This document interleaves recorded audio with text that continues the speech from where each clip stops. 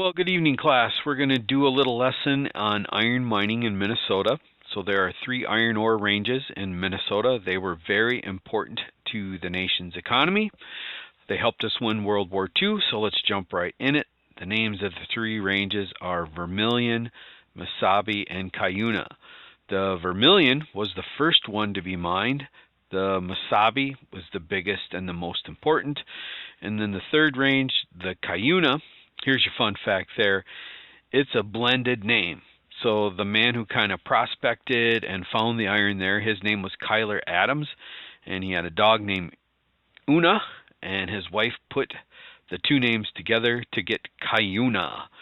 So let's do our deep dive on these iron ranges. All right, so your job today, take like 30 seconds to read this slide. I'm going to let you do that on your own.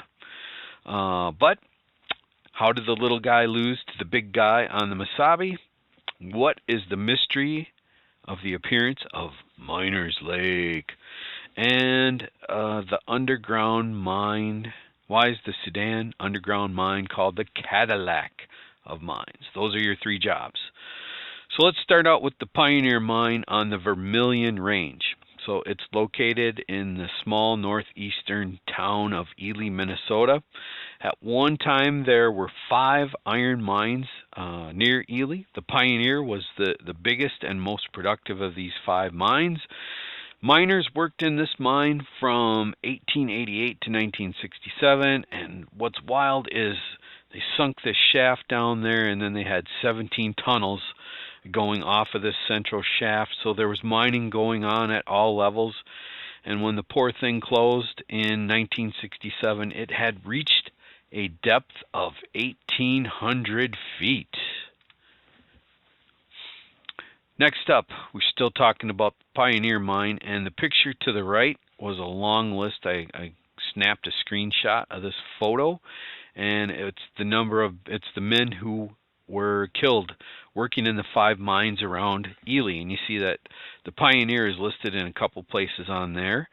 The Pioneer Mine was kind of a dangerous mine to work in. Usually the underground mines were a little bit safer than the open pit mines, but the Pioneer Mine had some issues. So the first was that the ore body, so the iron itself, was fractured, so it wasn't like a single hard piece of rock. There are lots of breaks and cracks in the rock. And then it was also a very wet mine, so there was a lot of water in it.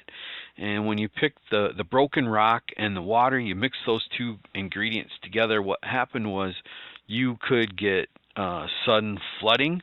And one source that I looked at said there were times when, boom, water started pouring into this mine, and it would, fill up the bottom 200 feet of the mine. So if the mine started to flood, you needed to get out of there fast. Because you had water in the mine, there were frequent cave-ins and mudslides. Both of those could take the lives of men.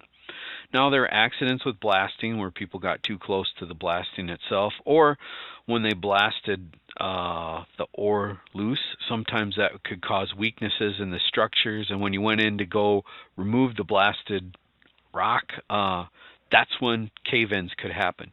So this was more of a dangerous mine, the Pioneer Mine on the Vermilion Range. Last thing with the Pioneer Mine is that it was owned by the Oliver Mining Company. So that's Henry Oliver. We read about him in our book.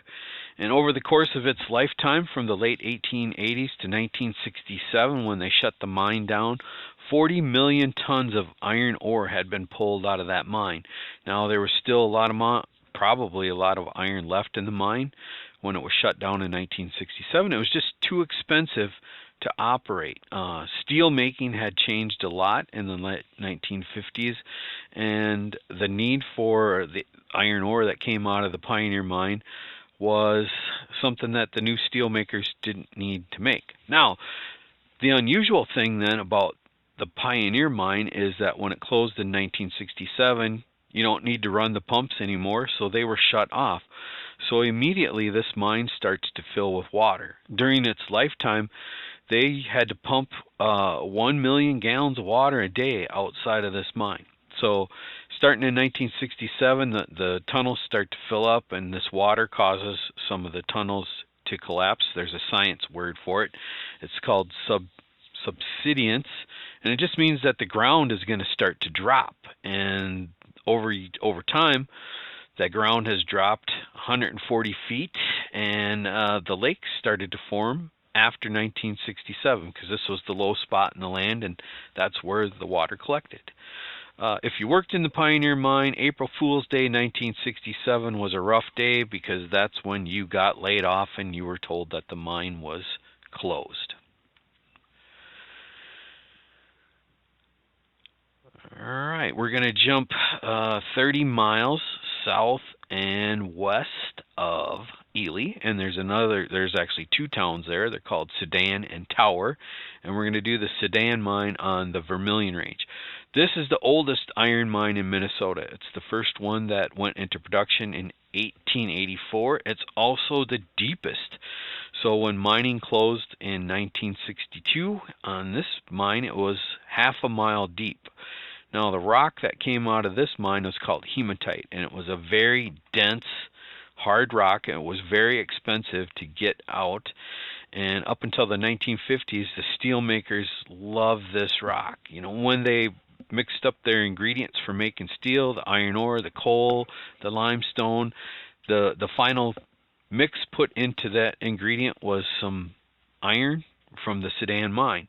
The hematite there was very pure. It was about 70% iron, and the rest of it was mostly oxygen. So when this was dumped into the hot molten steel mix, it would melt and release all that oxygen, and the oxygen would burn off the impurities in the steel. So that's called a flux, and it was used to make the best steel.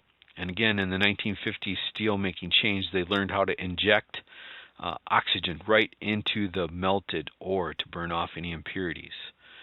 A cubic foot of hematite out of the Sedan mine weighs 300 pounds. That's really incredible.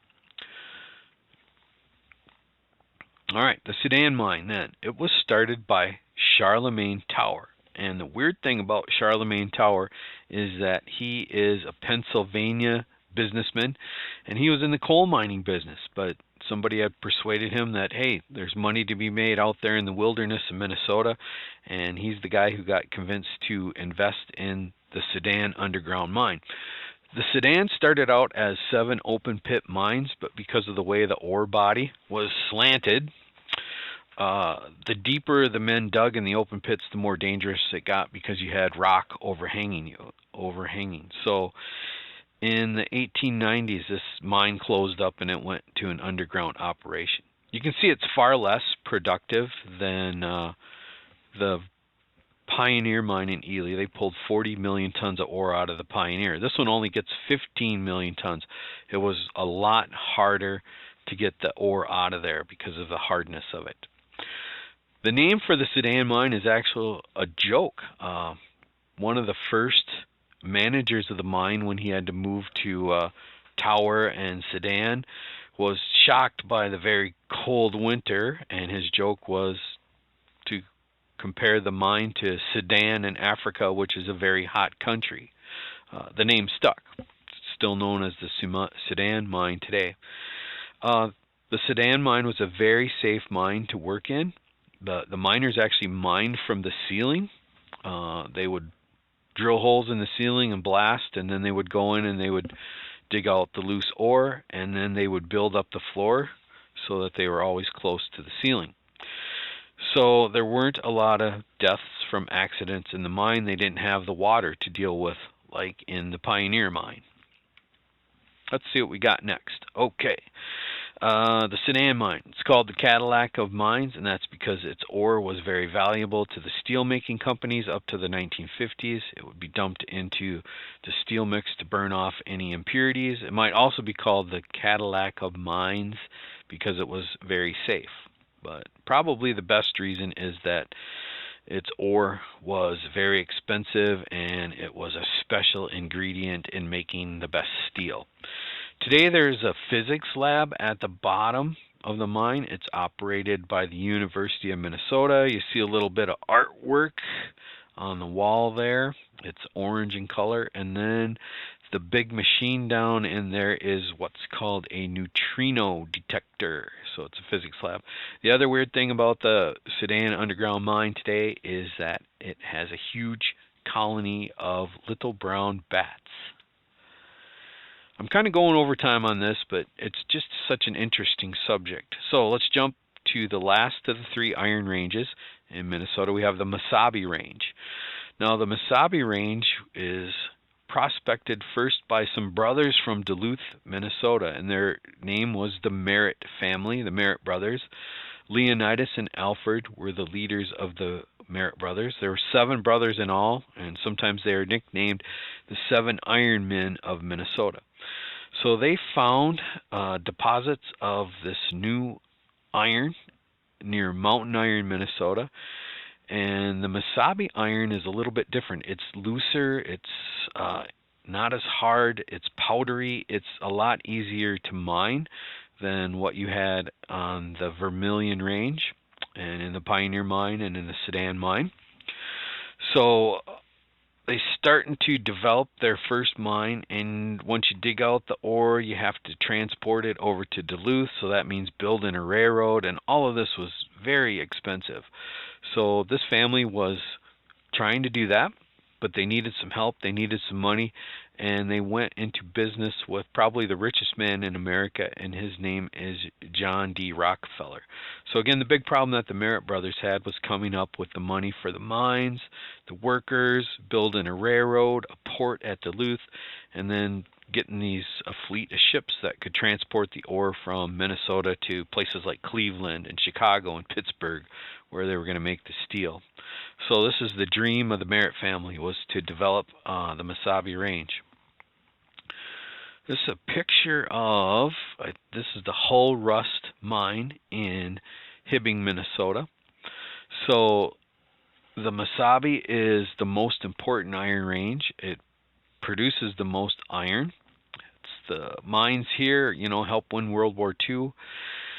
But just as things were getting rolling for the Merritt family, there's a financial disaster in the United States in 1893. It's called the Panic of 1893, and it's probably the worst depression the country had up until we have the Great Depression in the 1930s. So lots of businesses fail, lots of banks fail. The Merritt brothers aren't all that rich, and so they kind of run out of money.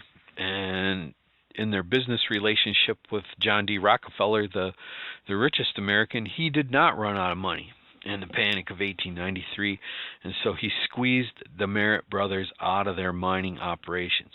And then a little bit later on, what's going to happen is he's going to go into business with 2 other of America's richest men, and the way their agreement worked was that, Henry Oliver is going to mine the ores from Minnesota's Iron Range. Rockefeller, he's going to transport it in trains, and then once it reaches Duluth and 2 Harbors, the ships that bring it to the steel mills in the east are also owned by Rockefeller, so that's his part of the business. And then they're going to end up in the steel plants that are owned by Andrew Carnegie. So these 3 men kind of take over the Mesabi Range: Rockefeller, Carnegie, and Oliver. Hey, that's it. Watch this again as many times as it takes, and you're going to play a quick game that goes along with this presentation. Mr. Burns, signing